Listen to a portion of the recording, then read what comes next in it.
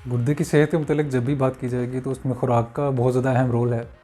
आज की वीडियो में गुर्दे की जो सेहत है उसको बेहतर बनाने के लिए या वो मरीज़ जिनमें गुर्दे की बीमारी चल रही है या वो मरीज़ जो गुर्दे की दायमी बीमारी का शिकार हैं, उनके खुराक के हवाले से हम तफसीली बातचीत करेंगे। बहुत सारे कंपोनेंट हमारी खुराक में पाए जाते हैं, तो बहुत सारे मरीज़ जो नॉर्मल एक हेल्दी लाइफ गुजार रहे हैं वो, और जो गुर्दों की बीमारी डिफरेंट तरह की, जैसे कोई पथरी के मरीज़ हैं या ब्लड प्रेशर के आर्जे के साथ, शुगर के आर्जे के साथ जिनके गुर्दे मुतासिर हैं, वो अक्सर हमसे खुराक के बारे में मालूमात लेते रहते हैं। तो बहुत से कंपोनेंट को हम बारी बारी करके डिस्कस करते हैं। इसमें सबसे अहम चीज़ जो है पानी है, कि पानी के बारे में पूछा जाता है कि पानी हम दिन में कितना पिएँ, अगर पथरी है या नहीं भी है तो उसके लिहाज से पानी के बारे में मालूमात ली जाती है। तो पानी बहुत एक अहम अंसर है हमारी खुराक का। उसमें ये है कि पानी रूटीन में जितना भी बेहतर तरीके से पिया जाए और इंटरवल के साथ पिया जाए उतना ही जिस्म को फ़ायदा होगा। अमूमन एक रेंज है कि 2 से 2.5 लीटर तक का पानी या 2.5 से 3 लीटर का पानी गर्मियों के मौसम में पिया जाए तो एक बहुत ही बॉडी बैलेंस बॉडी का मेंटेन रहता है, जो कि बॉडी के डिफरेंट मेटाबॉलिज्म को फंक्शन करने में रोल प्ले करता है। पानी अगर कम पिएंगे तो डिहाइड्रेशन का एलिमेंट ज़्यादा होगा, तो स्टोन बनने के चांस ज़्यादा होंगे और जिस्म के बाकी जो फंक्शन है वो भी डिस्टर्ब होंगे।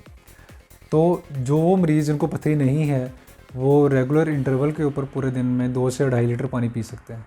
और वो मरीज़ जिनमें पथरी मौजूद है और रुकावट कर रही है, जिनको पेन के मसाइल रह रहे हैं पथरी की वजह से, या जिनमें बहुत ज़्यादा तंगी है पथरी की वजह से, या वो मरीज़ जो स्टोन फार्मर है, उनको हम ज़रा एहतियात के साथ पानी का मशवरा देते हैं।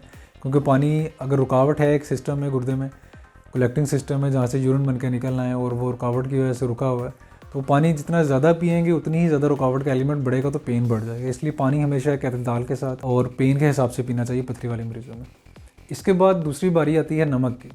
नमक का हमारी ज़िंदगी में बहुत अहम रोल है। नमक का इस्तेमाल डाइट में बहुत ज़्यादा होता है। तो जो रेगुलर एक गुर्दों की सेहत के लिए नमक की एक रेंज है, उसमें हम लो साल्ट डाइट का एक लफ्ज़ यूज़ करते हैं कि लो साल्ट डाइट होनी चाहिए, यानी कि कम नमक वाली अशिया होनी चाहिए जो कि हम इस्तेमाल करें।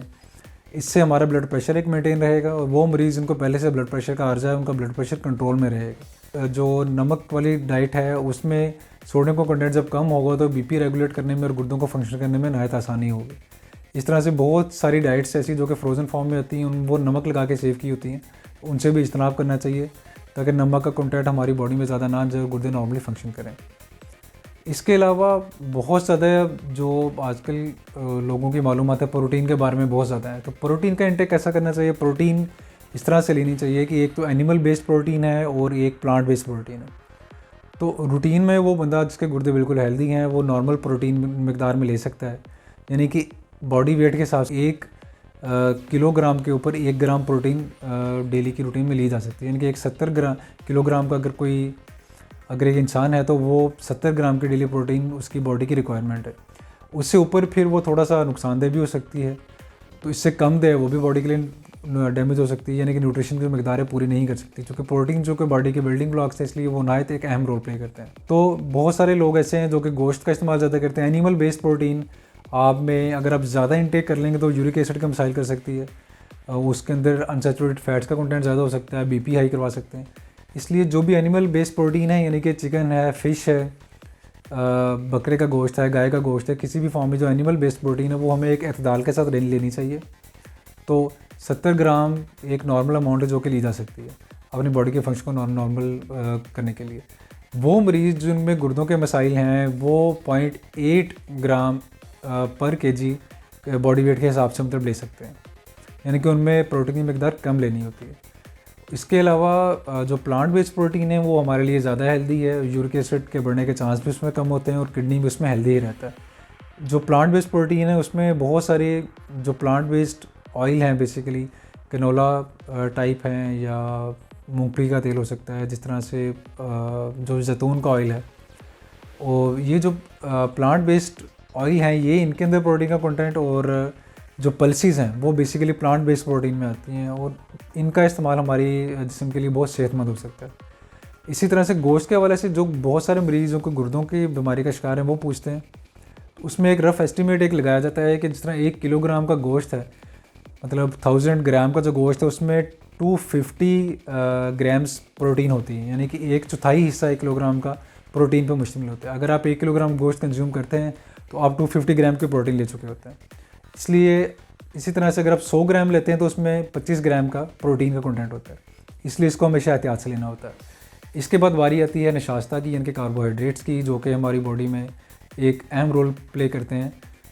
छोटी उम्र से लेके जवानी तक आते आते इनका बॉडी में बहुत अहम रोल है, क्योंकि ये वेट गेन में भी एक अहम रोल प्ले करते हैं। मगर इनका गैर ज़रूरी इस्तेमाल या गैर ज़रूरी फॉर्म्स में इनका इस्तेमाल, जिस तरह के मैदे की बनी हुई अशिया हैं, बहुत सारा शीरा जिसमें आता है, मिठाइयाँ हैं जिसमें गैर ज़रूरी तौर पे हम इस्तेमाल करते हैं, तो उनके साथ बॉडी का वेट बढ़ने का चांस रहता है। ये चीज़ें अगर हम कम अमाउंट में लेंगे तो हमारा वेट कंट्रोल में रहेगा, ओबेसिटी नहीं होगी, शुगर का चांस कम होगा, तो गुर्दों के ऊपर उसका एक बहुत सेहतमंद असर होगा, बहुत अच्छा असर होगा। इसके बाद आती है बारी फ़ैट्स की। फ़ैट्स के बारे में कहा जाता है कि फ़ैट्स भी दो तरह के हैं, एक सैचुरेटेड हैं जो कि अब किडनी के लिए अनहेल्दी हैं, और दूसरे जो हैं वो अनसैचुरेटेड फ़ैट्स हैं जो कि हमारे किडनी के लिए बहुत अच्छे हैं। तो बहुत सारे ऑयल्स जैसे कि कैनोला ऑयल है, जैतून का तेल है, ये जो तेल हैं ये बेसिकली अनसैचुरेटेड फ़ैट्स में आते हैं, तो ये एक अहम रोल प्ले करते हैं। इसके अलावा जो सैचुरेटेड फ़ैट्स हैं जिसमें क्रीम है, मक्खन है, पनीर है, ये जो है या बीफ के अंदर जो फ़ैट पाया जाता है ये सैचुरेटेड फ़ैट है। ये अल्टीमेटली गुर्दों के फंक्शन को डिस्टर्ब करता है, इसलिए इनको कम से कम मिकदार में सैचुरेटेड फ़ैट्स को लेना चाहिए, यानी कि लो फैट डाइट। इसके अलावा आगे बारी आती है वेजिटेबल्स की, और जो फ्रूट्स हैं उनकी फ्रेश वेजिटेबल्स और फ्रेश फ्रूट्स हैं वो एक नॉर्मल मिकदार में इस तरह से लेने चाहिए कि एक बॉडी का बैलेंस मेंटेन रखें और आपका हाइड्रेशन स्टेटस भी मेंटेन रखेंगे। फ्रूट्स में और फ्रेश वेजिटेबल्स में बेसिकली एंटीऑक्सीडेंट्स की अमाउंट बहुत ज़्यादा होती है, और इनमें बेसिकली जो पोटेशियम और सोडियम या फास्फोरस का कंटेंट जो कि गुर्दों के मरीज़ों के लिए ख़तरनाक है, इसका कंटेंट एक फ्रेश वेजिटेबल और फ्रूट्स में बहुत सारों में लो होता है। बहुत सी वेजिटेबल ऐसी हैं जैसे कि शलजम है, शिमला मिर्च है, गोभी है, बंद गोभी हो गई जैसे ये, और अंगूर है, अदरक है, लहसुन है, इनमें जो है एंटीऑक्सीडेंट्स ज़्यादा मकदार में पाया जाता है, तो गुर्दों के लिए बहुत एक अहम और हेल्दी रोल प्ले करते हैं। तो इनकी मकदार एक दाल के साथ अगर लीजिए तो ये भी गुर्दे को प्रोटेक्ट करने वाले डाइट में आती है। इसके अलावा बहुत सारी डाइट्स ऐसी हैं जिसमें पोटाशियम होता है। एक नॉर्मल इंसान जिसमें गुर्दे नॉर्मल फंक्शन कर रहे हैं वो पोटाशियम वाले डाइट्स का केला है या बहुत सारी खुराकें हैं वो नॉर्मल रूटीन में ले सकता है, या ज़्यादा मिकदार में भी इस तरह ले सकता है, क्योंकि ब्लड प्रेशर को मेंटेन करने में भी पोटाशियम का बहुत रोल है, और गुर्दों में नमकियात का जो बैलेंस है उसमें पोटाशियम बहुत अहम रोल प्ले करता है। मगर वो मरीज़ जिनमें गुर्दों की दायमी बीमारी स्टार्ट हो चुकी है ब्लड प्रेशर की वजह से या शुगर की वजह से, वो पोटाशियम की जो मकदार है वो एक रेगुलर तरीके से लें, ज़रा एक थोड़ी मकदार में लेंगे तो गुर्दे उनके बहुत अच्छे से परफॉर्म करेंगे।